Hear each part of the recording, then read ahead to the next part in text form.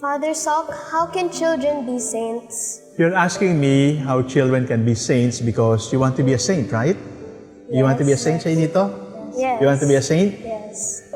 If you want to be saints, you have to imitate Jesus. You want to imitate Jesus? Yes.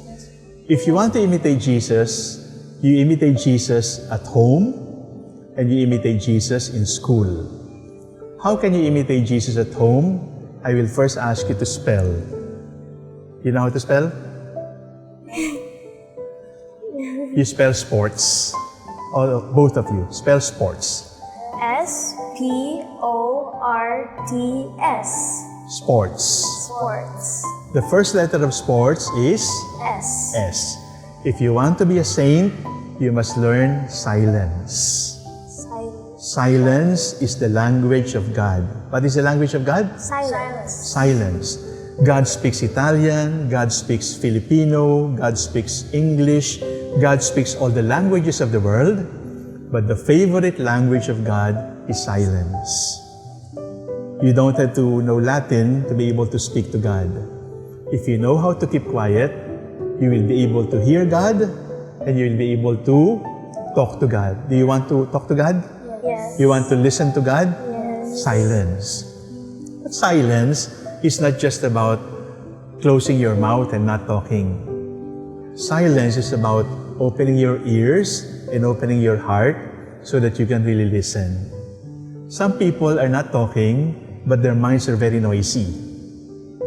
Some people are not talking, but they're doing so many things.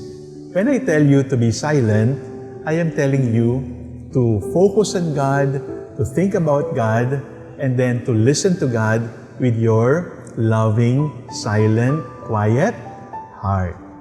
What is the language of God? Silence. The next letter in sports is P. P is for purity. What is S? Silence. P is for purity. The Lord said, "Blessed are the pure of heart, you will be able to see God." You want to see God? Keep your heart pure. Do you take a bath every day? Yes. Why? Because you want to be clean, you want to be protected from germs. If you take a bath every day, you should also bathe your soul every day. Because the body gets dirty every day and the soul gets dirty every day also. And what is the bath for the soul? The bath for the soul is to say, "Lord, have mercy." If you say, "Lord, have mercy," you're actually saying to God, "Lord, please cleanse my heart." If you know you have not been a good boy or a good girl to your parents or a good brother to Mayesha, you have to say, "I'm sorry." "I'm sorry" makes you clean. "I'm sorry" makes your heart pure again. And if you have committed a serious sin, you have to go to the Lord through the priest and be able to say to the priest, "Father, these are my sins. Bless me for I have sinned." So purity is the key to be able to see God. So the next letter is O. What is S? Silence. E. Purity. O is open. What is the opposite of open? Close. Closed. Do you want to be closed or open? Open. Because an open mind will learn many things. An open heart will love many people, will love everybody. And the Lord wants us to be open, not just to receive from Him, but to be open so that we can also share. You know, so many people want to get rich. It's all right to dream to get rich. But if you want to get rich, the key is you must be giving persons. Because people who do not give die early. They are still breathing, but they have lost the meaning of living because the meaning of living is in giving. As you're listening to me, are you breathing? Yes. Yes. And when you breathe air, you should also breathe out. Because if you just keep the air given to you and you don't breathe it out, you will suffocate, you will die. So it is the same with the blessings of God. You are open, you breathe in the grace of God. But you're open, you also breathe out the grace of God and share it. This is closed, and this is violent. Have you seen Jesus with hands like this? No. Have you seen Jesus with hands like this? No. Jesus has opened hands like that. In fact, because his hands were open, those hands were nailed to the cross. Those are loving hands. You cannot be a saint if you're close-minded. You cannot be a saint if you're close-fisted. You cannot be a saint if you're close-hearted. Be open. What is S? Silence. E? Purity. O? Open. The next letter is R. R. R is for response. Response is answer. Response is you are asked a question and you give a reply. Response. Jesus tells you, tell the truth all the time. Yes or no? Yes. Jesus tells you, obey your parents all the time. Yes or no? Yes. Jesus tells you, you pray every day. Yes or no? Yes. Jesus tells you, be a saint. Yes or no? Yes. Yes. Because everything that Jesus wants for you is the best for you. So R is for response, meaning to say, you don't have to wait until you're as old as your parents to be holy. There is possibility of you becoming saints even if you are children and young.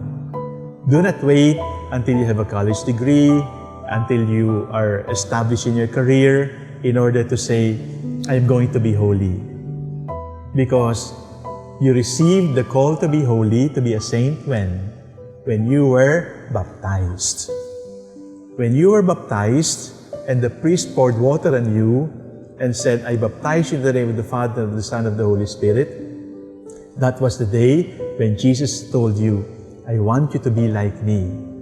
And if you become like Jesus, you're going to be called a saint, a holy child, a holy girl, a holy boy. You want to be holy together? Yes. Yes. So S is for silence. P is for Purity. O. Open. R. Response. T is for truth. What is the opposite of truth? False. No. Or lie. Lie. It's not truth or false. What is the opposite of truth? Lie. What is the opposite of false? True. Okay. Truth, because the truth sets us free. And truth with a capital T is Jesus Christ. Because Jesus said, I am the way and the truth and the life. Liars go to Hell. hell. So, you cannot go to heaven, you cannot be a saint if you're a liar. But some people say they tell white lies. A white lie is still a lie. You can call it blue, you can call it red, but it's still a lie. So don't excuse yourself by also saying it's a half-truth. Because if it is half-truth, the other half is also lie. So tell the truth all the time. Sometimes the truth can hurt. Sometimes you might be losing some friends because you told the truth. But tell the truth all the time and tell the truth with love. Because when you tell the truth with love, it becomes an imitation of Jesus Christ. So tell the truth all the time to your parents, to your friends, to your brothers and sisters. Tell the truth all the time because saints don't lie. Always tell the truth. Okay? So the last letter in sports is S is sacrifice. Sacrifice. What is the first letter S? Silence. The last letter S? Sacrifice. Sacrifice is difficult because we want things easy. We want things fast. Sacrifice is difficult because it calls for embracing pain, embracing difficulty. But mayashine nito, remember, if you look for an easy life, it will also become a meaningless life. Because the meaning of life is in the cross of Jesus Christ, and that is the highest sacrifice. Someday, you will fall in love with a boy, or someday you will fall in love with another girl. Someday, you will fall in love with many people. But keep in mind that love is not just a romantic feeling. Love is not just feel good. The essence of love is in sacrifice. And Jesus said, there is no greater love than to die for your beloved. So let's spell sports again. Let's see. Spell sports. S-P-O-R-T-S. S is for Silence. silence. P, Purity. purity. O, Open. open. R, response. And the T, Truth. truth. And then the last letter S, Sacrifice. sacrifice. If you put sports together, you're going to be a holy daughter, a holy son at home. You're going to be like Jesus at home. And at home, you imitate Jesus, and at home, you will give Jesus to everybody. Because the best school is not Edna's school. Because the best school is your family. And the best teacher is not in school. The best teacher is your mom. The best teacher is your dad. They teach you together, and they're the best teachers. They teach best by example, because they teach best because they love you. But you also go to school. And when you go to school, you are also called to be saints. Because you're children in the family, but in the school, you have parents also. Your teachers are your parents in the school. You want to be a good pupil?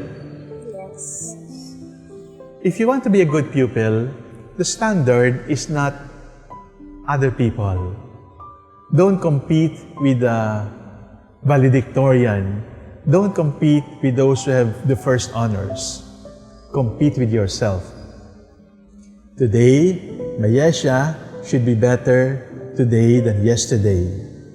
And next week, you must be better next week than today. So you must keep on getting better. If you want to be a saint in the school, you have to drink. Do you drink water? How many glasses a day? Less than 8. Less than 8. 1? Maybe More. 3. Maybe 3, maybe 4. Drink water, but this time I will ask you to drink from 5 wells. The first well that you must drink from is study well. In school, study well. Believe me, if you study well, you can become holy. Studying can make you a saint. You are not asked to work now. You are students, you are pupils. And if you study very well, you read your books with much love, with faith in God, and with generosity to share it with others, studying can make you holy. Studying can make you a saint. Study well. The second well is pray well. What is the second well? Pray well. Pray well, meaning to say, you have to listen to God. You pray at home. And we say the family that prays together stays together. So in school, you must also pray. And prayer in school is when you pray with your classmates. Prayer in school is when you pray with your teachers, when you attend Mass, when you receive communion. Pray. Pray well. When it is time to pray, don't study. Listen to God. And listen to God by talking to God. And talking to God and listening to God using His language. And the language of God is? Love. No, I taught you. Begins with letter S. Silence. Silence. Silence is the language of God. You are also silent at home. You have to be silent in school also to be able to listen and talk to God. So, study well, pray well. The third well, I think you will like this. Eat well. I say eat well, not eat much.